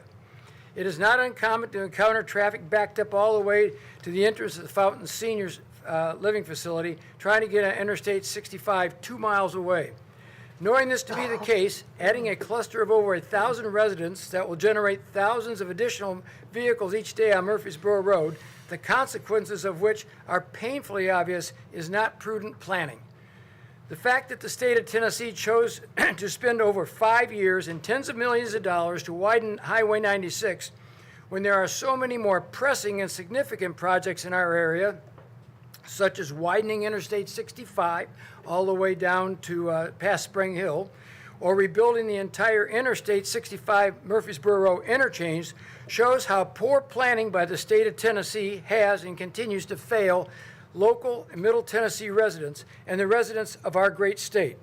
Please do not fail the residents of Mays Creek, pardon me, flipping the page here, by choosing to have high-density development in our area. The law of unintended consequences will not protect you because it is painfully obvious that the results will be if you don't limit high-density development that is proposed by this developer. Thank you very much. Thank you. Does anyone else wish to speak to this item? I do. Had you filled out a card? Oh, all right, can't wait. I didn't think I could make it tonight. I so need your name and My name is address. Bill Petty. I'm Commissioner of District 10 here in Williamson County. I don't live near these people. I live in Spencer Hall on New 96. My concern is I'm looking at our county and how it's grown and how it continues to grow.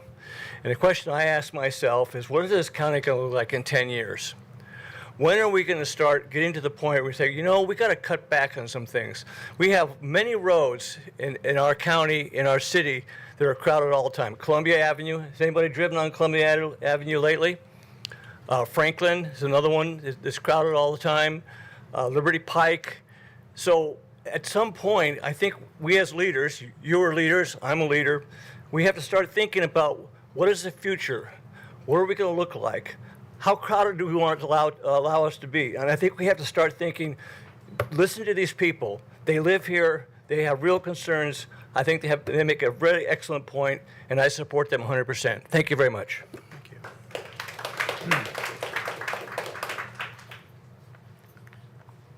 Good evening. My name is Russ Wharton. I live at 1885 West Harpeth Road. I feel a little hypocritical standing here because I've stood here before in front of y'all, essentially doing what this gentleman is trying to do, which is stand up for the developer and stand up for a new development in general. I guess the question that I have, and I am friends with Lynn and Karen Smith, who are at 4343 North Chapel Road. I was involved with the siting of their house when they first built it. And essentially on an 11-acre piece of land, they had roughly about 5.5 to 6 acres of available land due to the floodplain that's there. Over time, and we've seen it in numerous locations within the city of Franklin, within Wilson County, Nashville at large, and other areas in Middle Tennessee, where the FEMA flood maps are outdated, they are not updated due to development, and they're not taking into account other elements such as climate change and increased weather changes. We are dealing with a situation here which is essentially spot zoning.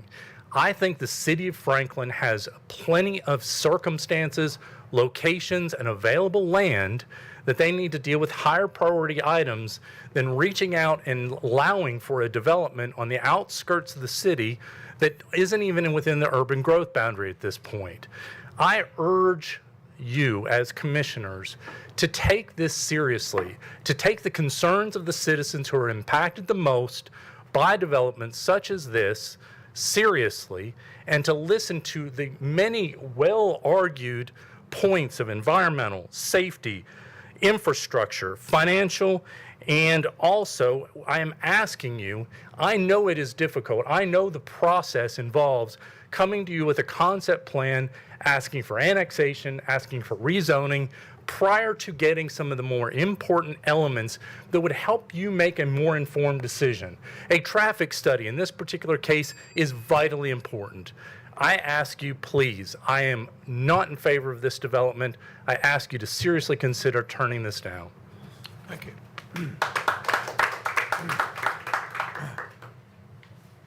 Can you give us your name and address, please? Hi, my name is John Schaefer, and I live at 4219 Pate Road in Franklin. My wife and I moved there in 2016 from Nashville, proud to live in Franklin. My address is Franklin. I know I live outside of city limits. Ultimately, we all live together here.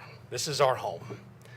And as I've lived there over the past 9 years, it's changed. And some for the better, some for the more concerning. One of the more concerning is the traffic. The more concerning is around the school systems. I now have a 3-year-old and a 6-year-old. My 6-year-old goes to Trinity Elementary School. The traffic's a concern. He plays baseball with East Williamson Athletics. We have to drive across 96 in North Chapel to get him to his baseball practices and to his games. And I feel like I'm playing Frogger with my family to get him over there. Most nights we're going over there between 5:30 and 6 p.m. It's a little dangerous. I have to cross it to go to church. It's over on Wilson Pike. It's also dangerous. If this goes through, there's a sewer line that's going to be put in front of my house. My street's going to get dug up, and that's what's going to support the sewage system for this. I'm really concerned about that. I moved here to be really proud of being a Franklin resident, living here in Williamson County, and being able to contribute to this community. I want to be able to raise my kids here. I want them to be proud to live here too. I don't want them to have to live through congestion and struggle and to see all the pains that places like Atlanta have had to go through. I want them to be able to live in the preserved area that these folks have articulated so well, and the area that you guys are so proud to represent too. I feel like I'm a part of it also. This isn't an opposition. This is a coming together and understanding each other. And I'm just asking for you guys to please consider that. And the school overcrowding. I don't know if my daughter's going to be able to go to Trinity Elementary if something like this gets put into place. She's 3. I don't know what the traffic's going to look like for my wife and I to get to work in the morning. All I ask for you guys is to please think about this. I don't want to have to move. I don't think you guys want me to move. I want to be here and contribute. And I want everyone else to be able to stay here also. That's what's going to happen if this goes through. People are going to have to move. This is going to get really messy, and the people that you want here are going to go, and the people that are coming in are going to be a wild card. You don't know what we're bringing in. Ultimately, consistency, thoroughness, and partnership. I appreciate your time. I want to recommend that we leave this rule reserved. Thank you all so much. Thank you.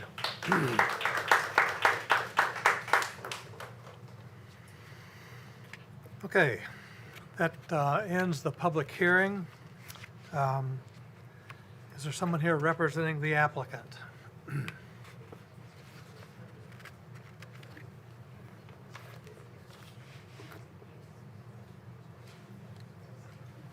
Sneaking up behind you. Good evening, Jeff Hines with Catalyst Design Group. I would prefer to think of this as a long educational journey that we've all been on. Began back in 2018. I recognize many of the faces up there that were part of that first discussion. When we began, I will say we were premature back in 2018 thinking of this. You know, we had a funded agreement for Highway 96 widening, but today we have a 4-lane arterial road, median divided, taking 24,000 plus trips per day that abuts this property. And then a year ago, we participated in the Envision Franklin update, which this property was part of. And I know at that time, the recommendation from the city's consultant and planning staff was for this property to go to Village Green at that time. But I know this body was not comfortable with that at that point, and rescinded this property from that before the new Envision Franklin was approved.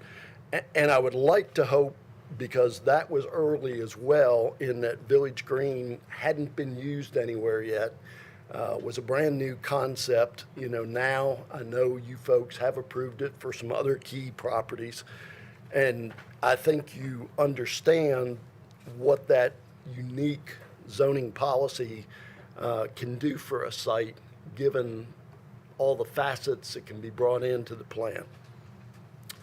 So we're here today with several new factors, and there's been a lot of discussion about the Infrastructure Development District.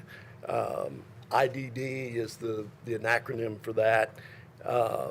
You know, we heard a lot of comments that it is a bad thing in some way. Actually, it's a very good thing, and the state enacted that to try and help cities deal with it, developers deal with it, the cost of infrastructure to pieces of property that are outlying and have quite a bit of infrastructure that is needed. And it allows any public infrastructure to be part of the IDD district and provides funding for that at the bond rate of about 6.5% to 7%, instead of a developer going to the bank and borrowing money at 14 to 17%.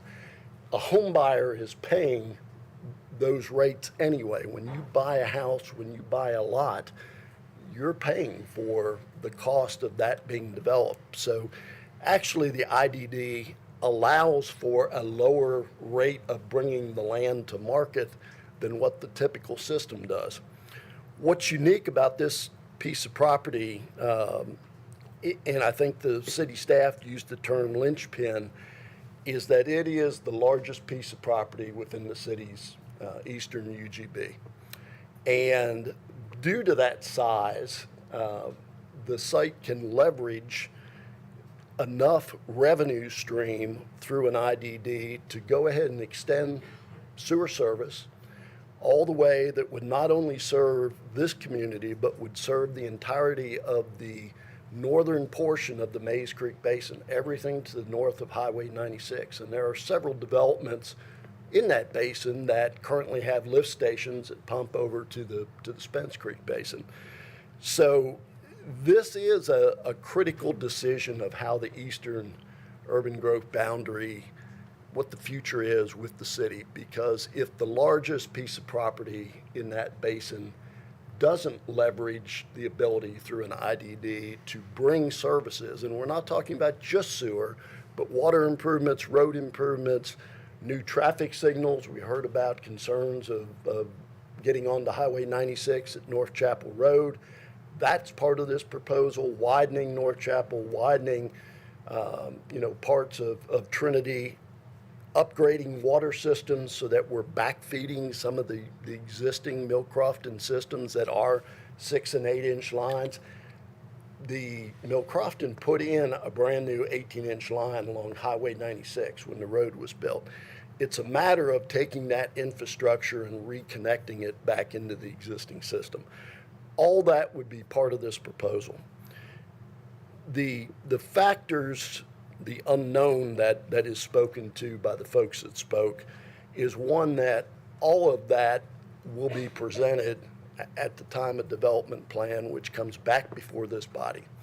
And we will not bring that before this body until we have an IDD policy in place that the city has developed, and that has been voted on by BOMA, and we understand the parameters of that policy and how it can be used. Because effectively, the zoning districts that, you heard a lot of comment of maintain this as rural reserve or go to large lot residential, those districts would not work from an IDD perspective. And the comparative district to the Village Green we're requesting is really what is in the county right now, which is MGA 1.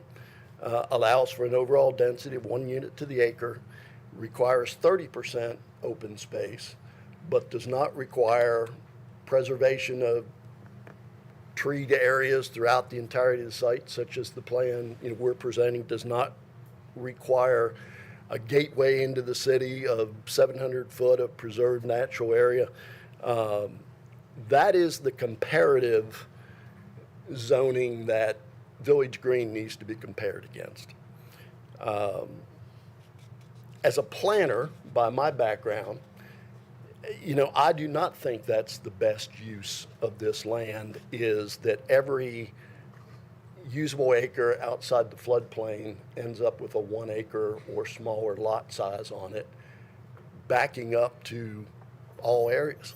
I think preserving 70%, and we aren't touching the floodplain, we aren't touching the vast majority of treed portions of the site with the proposal before you. We are being sensitive in terms of the plan as presented. And when you talk about conservation, I think that is true conservation blended with development in a very sensitive way.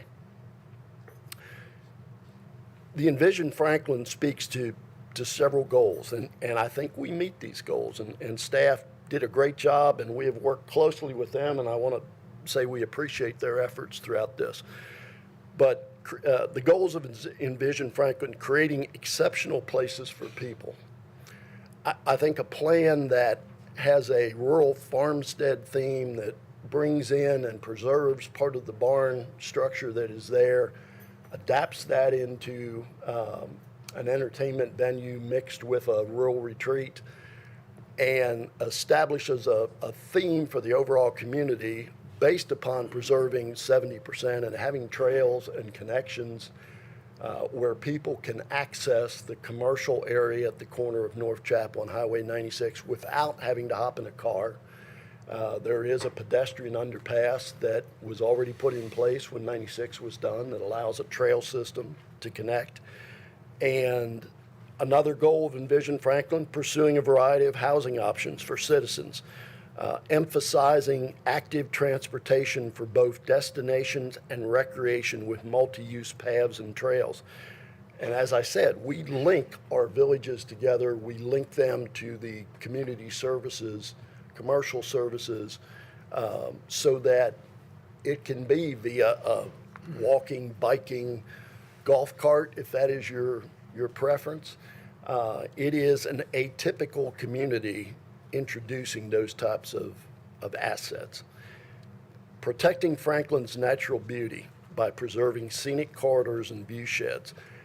I think the open space preserved with pastures and horse fencing along Highway 96 as a gateway into the city is better than 1 acre residential lots backed up against that right of way. That's my personal view, certainly. And under the managed growth, the support for proactive planning is called for to support efficiency of municipal services for future development. Once again, if this property isn't utilized to bring services to the eastern UGB, I don't see how it gets there in the future. And, you know, is that area, I think city leadership has expressed a desire to keep that in the city's UGB. But if it isn't a large private sector development, it falls upon the city to someday try and bring infrastructure there. Because there aren't other pieces of property that are even a quarter this size. This is a unique proposal that really anchors the city's commitment to that eastern growth boundary. And will serve in that role for years to come. This is not a, you know, folks spoke of starting construction right away and traffic. This is a 10 years at best to probably 20-year build out. There are 3 phases of development shown in the infrastructure development plans, and we met with Vernon and the mayor and several other city officials starting that process of discussion. This isn't all the answers here today, but it is the next step to put in place a planning policy that we know we can count on as we continue to pursue the IDD that works for the city as well as the development community, coupled with the city's desire to have improvements within the eastern UGB that financially allow that to be developed at some point in time. But it is not today, it's not tomorrow. Once again, we're talking 20 years into the future of build out for this. The main concerns, and that's one thing I always like to do, is research, and listening tonight, there were kind of some key areas. The zoning we talked about, you know, that the comparative zoning is not really the large lot residential and rural reserve. It is what is in the county today. And then traffic. I think traffic needs to be viewed as we want to be part of the solution more so than part of the problem. There will be a traffic study. There are signals included. The improvements can be included in the IDD.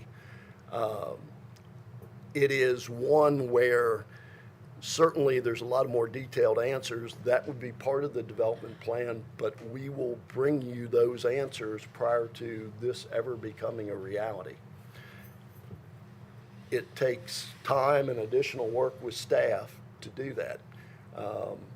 We have worked very, very hard so far to incorporate a lot of the things such as the major thoroughfare plan into this development, looking at continuum of care becoming part of this development, which allows people to age in place and not have to go somewhere to another community that may be miles from here if there's a family.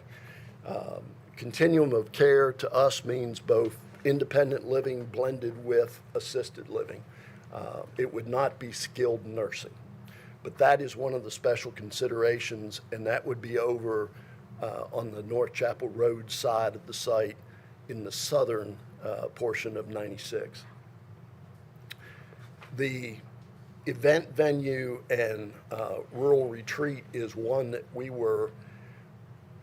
looked for a use that would make sense at the front door that could utilize the existing farm buildings, capture them, turning barns, and I think you have our study as far as showing some visuals of that, taking the existing character, the paddocks, and turning that into a venue that can preserve, restore, and create a front door that speaks to the rural farmstead appeal of the community. And that really is a commitment from this development team, that is what we envision for this community. It is not to be a development like others that were mentioned, but to be its own unique development and recognize how we blend in with the rural nature of the eastern UGB. But the density and the comparison of different types of units is what is needed, and that's what Village Green brings to the table. So with that said, we ask for your support. The unique proposal that's before you, I think is a good linchpin decision for the city's commitment to the Eastern UGB, and it will be that for years to come. So we certainly recognize Franklin's special character on that side and want to create a gateway that you all can be proud of when you drive Highway 96. And to our thinking, that is not what the current MGA zoning offers within the county. So with those reasons, we ask for your support and appreciate it. And I'll answer any questions you may have. Thank you.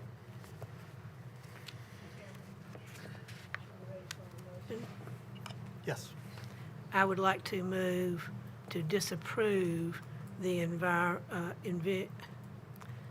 Envision Franklin amendment to change this from rural reserve to village green. I second Commissioner Allen.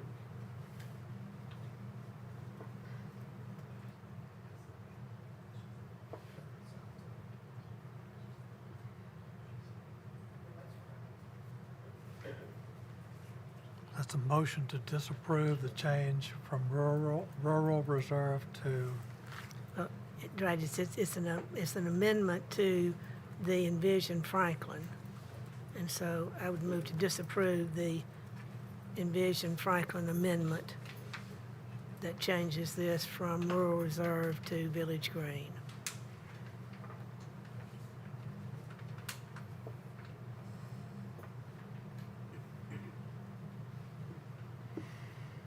send this a proper motion.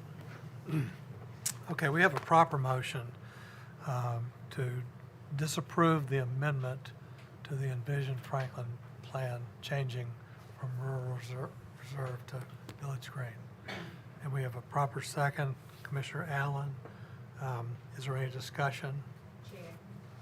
Yes. If I would like to go first, because it is really proper that if we vote against staff recommendation and our legal staff, and not everyone does, but I will state why, and we should always state why.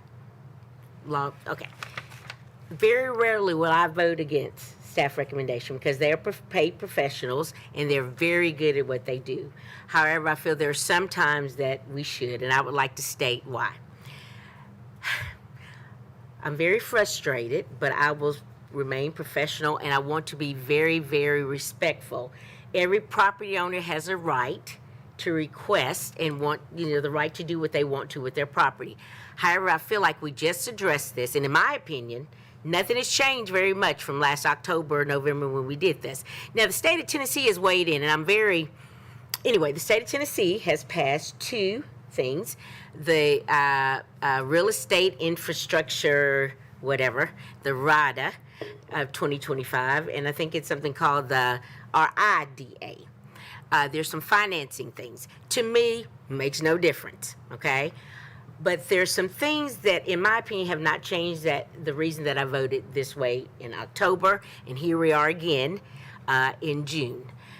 This is not the right thing for this piece of property. First of all, I think that we're years too early to even be considering annexing this piece of property. It's on the very edge of our urban growth boundary. And as a matter of fact, when we met out at, several years ago, we had a retreat. And we took the Mays Creek, we may not even done it at the retreat, but we had taken the Mays Creek Basin out of our urban growth boundary. Correct me if I'm wrong, Steph. We weren't even considering this. We took it out of our urban growth boundary, voted on it almost unanimously. Then mysteriously here it comes back in, and now we're jumping over all of this other land and putting it back in. It is too far out, first of all, water, sewer, and all of that. It's going to take all kinds of money. And then we go to the very edge where we have all this beautiful, beautiful farmland and all of that. And then we're going to jam all of this, in my opinion, all this growth inside. Now, we keep talking about the fact that 70%. Now, I love math. Mechanical engineering could have had a math minor too, concentrating on getting out of school. But let's talk about this. There's 494.21 acres. floodplain, 138 acres, and Chair, you know this, can't build on it anyway. So let's take this out. We're really only talking about 356.21 acres, okay? So whether we say 70% or 50%, where we're going to conserve that and make that greenway, makes no difference at all. But we're talking about 356 acres. We're talking about putting all of those units, a assisted living or whatever we call it for institutional use, and jamming all that where we have some properties out there that have 1 acre units. Some have units that have 5 or 10 acres per unit out there on the very edge where we have rolling farmlands, where we have Wilson Pike that still has underpasses on it. Okay, where it's so small where if you have a big SUV, you almost have to stop to let a car go through. And yes, we do now have 96, and that has changed. 96 is now 4 lanes, but I'm telling you, there's cars on all 4 lanes most of the time because it is now a cut through. We have traffic. We have what today I took my dad to a doctor's appointment. He was looking at so much building out there in Coos Point. He goes, where's the water coming from? We are overbuilding, and we have all these units and all these things we've already approved out there that we do not have the resources. So I think for us, what has changed for me? Nothing. And so I have to say, though, on the record, why I'm still voting to disprove this. I just think that even though staff has to look at, they have certain things to look at, but I just think that we have things to look at that is just too much too soon. Traffic, schools, infrastructure, no matter how much the financing, you can finance and put it out there. Doesn't change the fact that Mill Crofton still has these little water lines, and we still have to pay for this. And traffic, just not going to make it. So I have to say for the record why I'm voting against staff. Very rarely do I do it, but I just don't think it. I just think there's just too many things happening mysteriously, and all that it's not for the betterment of the health, safety, and welfare of our city. I'm done. Thank you for listening. Thank you. Okay. Are there other comments? Commissioner Williamson? Yeah, first of all, just for the record, I did receive a book in the mail, and I will be just donating that to a local library. Getting to this, know that I was looking at this, and I really tried to kind of block out everything and hey, let's look at this from a planning standpoint, because this is a planning commissioner and everything. So I was looking at it, and the first thing that kind of kept going through my head is, why would we put a commercial node out the edge of the UGB? And then I thought about also other places like the Armistead development that's coming, about West Haven and all of those, and kind of what they're creating. And there's definitely traffic's always a negative. There's benefits to those models, but then the areas those are located are within that Mac-Hatcher ring around the city of Franklin. And the location where this is, it's at the edge of the UGB. And when you look at Franklin, you have, Franklin's a circle, and then you have, I-65. And you have that interchange of I-65 and 96, which anybody who's driven through it knows it's not that great, and that improvements are who knows when. And that is, that's the issue too, is, that's so poor, and you have Franklin, and you're having this density node on the other side. So from a planning standpoint, that didn't really make sense for me for this placement, especially when you look to the other side, to the east of this, that it is extremely rural. And it's not, say, like the northern part of Franklin, where maybe you have Brentwood that's a little bit more density, where, okay, there's people from both sides in a higher quantity and more infrastructure that can support it.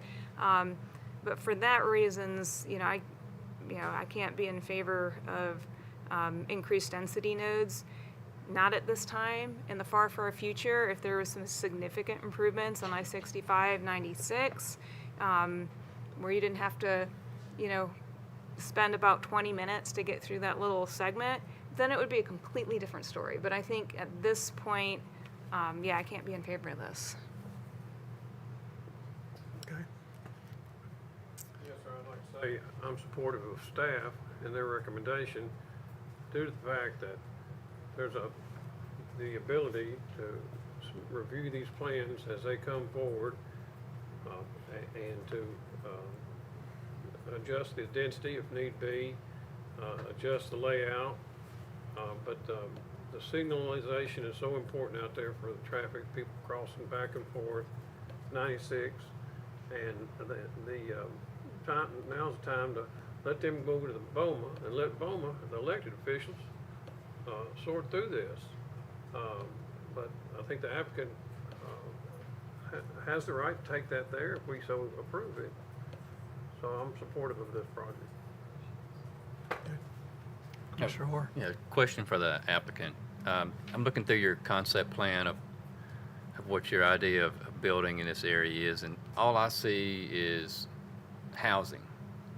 Different, on your color-coded map here, everything is some different type of housing. I don't see any type of little commercial nodes, any big box stores. It could be a grocery store. I don't see anything in this concept that would keep people on site, so there's not so many trips on the neighboring roads, and I don't see anything that would draw any neighbors in that they could make use of this development. Am I just missing a color code on here, or is it not included in your concept? The neighborhood commercial policy is already in place at the intersection of North Chapel Road and Highway 96, both on the southeast quadrant there and on the northeast quadrant. So we did not do a layout for that area because that was not a Envision Franklin policy change. That would be neighborhood support commercial services, such as your convenience services that keep trips from somebody coming all the way into Crothers Parkway or going across I-65, for that support. So can that have a grocery? That market would be dependent, but certainly other, drugstore, dry cleaner, all those types of services would be in that area there. In addition, in the East Village, we showed retail on the ground floor with residential above, and there is a color coding right at that traffic circle in the middle of the East Village. And that also has some commercial to support more of the homes and residents in that specific area. Okay.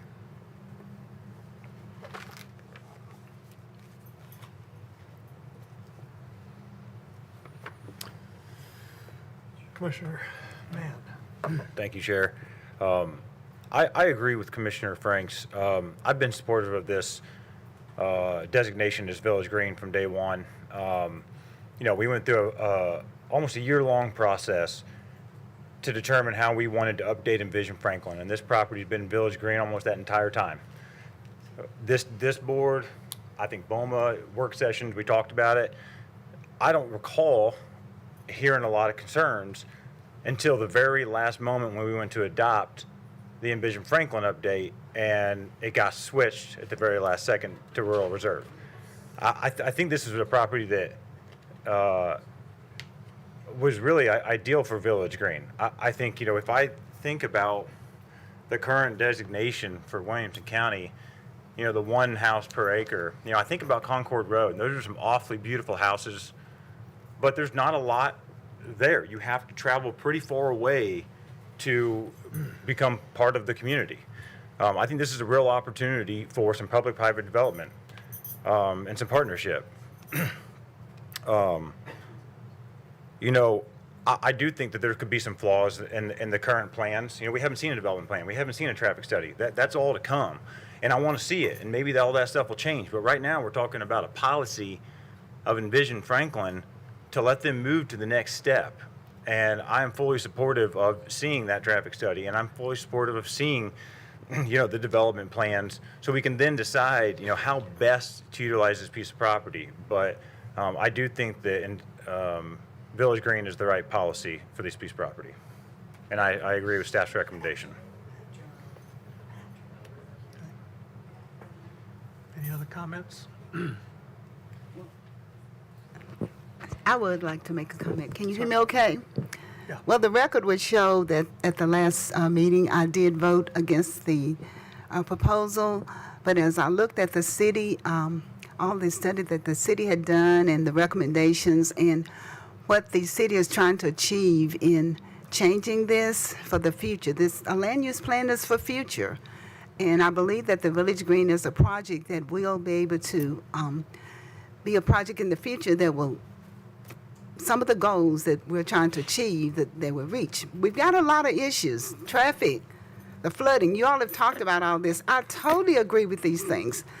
The overcrowding of the schools, I brought that up the last time. So all these things are going to have to be addressed. Tonight is to vote to change to Village Green. And this is going to be a long road ahead for all of this. There's so much that's going to have to take place. There are a lot of studies, the stormwater, the flooding, and all these things are going to have to be put in consideration. But I will concur with the city on recommending that we change it to the Village Green from Rural Reserve. And I did have a different vote the last time, but I do believe that this is the proper thing to do. Any other comments? I will make a comment.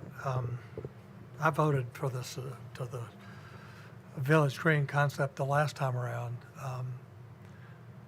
The reality is that this property is going to be developed. And so our job is to decide how it's going to be developed. It's not going to be one house to an acre or one house to 5 acres or 10 acres. The owner has the right to ask to be annexed into the city. It's not like 20 years ago when the city could go willy-nilly out into the countryside and annex property without any regard to what the property owner felt. In this case, the property owner has requested to be annexed. And so it's our charge to develop, to decide how this property is going to be developed with respect to the tools that the city planning department and us as planning commissioners have worked for years to develop. There are a good number of people on this board that have been on this board for 16 to 18 to 20 plus years. And so we've seen a lot of developments come through the process. And so I was attracted early on to Village Green because it required the establishment of 70% open space. And I thought with a large 500 plus acre farm, that to maintain 70% of that property as open space as opposed to 50% open space was a desirable thing to do. I continue to think, that I don't know all of the details about the IDD policy passed by the state. It seems to be a more appropriate way to fund some of the infrastructure at a new development because it shows a lot more of that money back onto the users of that property, the buyers of the homes on those properties. So I don't think I can't convince myself that Village Green is not the way to go with this, and so I will vote in support of the city staff. Any more comments? Seeing none, we have a motion to disapprove the amendment, seconded by Commissioner Allen. So we'll go roll call. A motion to disapprove the amendment. Commissioner Harrison? No. Commissioner Allen? Aye. Commissioner Franks? No. Commissioner Lindsay votes no. Commissioner Orr? No. Commissioner Mann? No. Commissioner McLemore? No. Commissioner Williamson? Yes. And Alderman Peterson. Yes. So that motion fails by a vote of 6 to 3. And I think we need a motion in the affirmative. If anybody has a second motion Chairman, I'd like to make a motion to move to Bowman. to adopt I'll second the amendment. Second. So you have a motion by Commissioner Franks, second by Commissioner Harrison. By roll call again, Commissioner Harrison? Aye. Commissioner Allen? Nay. Yay? No. No? Commissioner Franks? Yes. Commissioner Lindsay votes yes. Commissioner Orr? Aye. Commissioner Mann? Yes. Commissioner McLemore? Aye. Commissioner Williamson, No. and Alderman Peterson. No. Okay, that motion passes. So we have passed the motion to adopt the amendment to the Envision Franklin plan.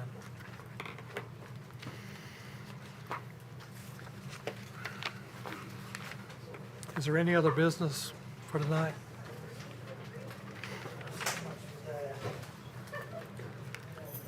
No more business? Is there a motion? Is there a motion to adjourn?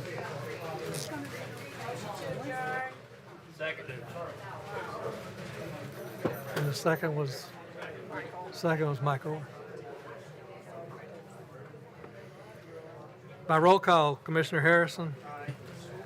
Commissioner Allen. Aye. Commissioner Franks. Aye. Commissioner Lindsay votes aye. Commissioner Orr. Aye. Commissioner Mann. Yes. Commissioner McLemore. Aye. Commissioner Williamson. And Alderman Peterson. Yes. We are adjourned.